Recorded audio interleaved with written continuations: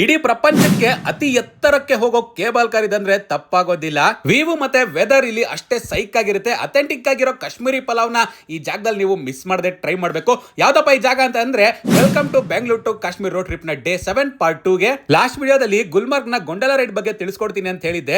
15 ದಿವಸ ಮುಂಚೆನೆ ಆನ್ಲೈನ್ ಅಲ್ಲಿ ಟಿಕೆಟ್ ನ ಬುಕ್ ಮಾಡ್ಕೊಳ್ಳಿ. ಆದಷ್ಟು ವೀಕ್ ಡೇಸ್ ಬನ್ನಿ, ವೀಕೆಂಡ್ಸ್ ಅಲ್ಲಿ ಸಿಕ್ಕಾಪಟ್ಟೆ ಜನ ಇರ್ತಾರೆ. ಇನ್ನು ಫೇಸ್ 1 ಫೇಸ್ 2 ಗೆ ಸಪರೇಟ್ ರೇಟ್ ಗಳು ಇರ್ತವೆ ಗುರು. ಫೇಸ್ 1 ಅಲ್ಲಿ ನಿಮಗೆ ಇಗ್ಲೂ ಕೆಫೆ ಸಿಗುತ್ತೆ, ಆಮೇಲೆ ಆಕ್ಟಿವಿಟೀಸ್ ಸಹ ನೀವು ಮಾಡ್ಕೊಬಹುದು.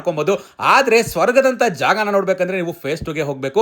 ಪರ್ ಪರ್ಸನ್ ಗೆ 1820 ರೂಪಾಯಿನ ಚಾರ್ಜ್ ಮಾಡ್ತಾರೆ ಫೇಸ್ 1 ಮತ್ತೆ ಫೇಸ್ 2 ಗೆ ಸೇರಿ. ಸೊ ಈ ಫೇಸ್ 1 ಫೇಸ್ 2 ಜರ್ನಿ ಏನಿದೆ ಬಹಳ ಥ್ರಿಲ್ಲಿಂಗ್ ಆಗಿರುತ್ತೆ. ಫೇಸ್ 2 ಅಂತೂ ನೀವು ಮೋಡಗಳನ್ನೆಲ್ಲ ದಾಟಿ ಮೇಲೆ ಹೋಗಿರ್ತೀರಾ. ಆ ವಿವೇ ಯಾವ್ದೋ ನೀವು ಒಂದು ಸಿನಿಮಾದಲ್ಲಿ ನೋಡ್ದಂಗೆ ಇರುತ್ತೆ ಗುರು.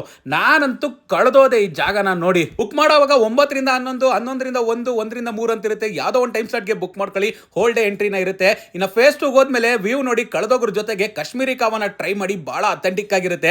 ಎಷ್ಟು ಬೇಕೋ ಅಷ್ಟು ಎಂಜಾಯ್ ಮಾಡಿ, ಸಿನಿಮ್ಯಾಟಿಕ್ ವಿಡಿಯೋಗಳನ್ನ ಮಾಡ್ಕೊಳ್ಳಿ. ಬೆಂಗಳೂರಿಂದ ಈ ಕರ್ನಾಟಕ ಗಾಡಿನ ಒಬ್ಬನೇ ಡ್ರೈವ್ ಮಾಡ್ಕೊಂಡು 3000ಕ್ಕೂ ಹೆಚ್ಚು ಕಿಲೋಮೀಟರ್ಸ್ ಬಂದ ಮೇಲೆ ಈ ಸ್ನೋಫಾಲ್ ಎಕ್ಸ್ಪೀರಿಯನ್ಸ್ ನನ್ನ ಗಾಡಿಗೆ ಕೊಡ್ತಾ ಇದ್ದೀನಿ ಗುರು. ರೈಡ್ ಎಲ್ಲ ಮುಗಿಸ್ಕೊಂಡ್ ಬಂದು ಕೆಳಗಡೆ ಪಾರ್ಕಿಂಗ್ ಹತ್ರ ಇರೋ ಹೋಟ್ಲಲ್ಲಿ ಕಾಶ್ಮೀರಿ ಪಲಾವ್ನ ಟ್ರೈ ಮಾಡಿದೆ. ತುಂಬಾನೇ ಚೆನ್ನಾಗಿತ್ತು.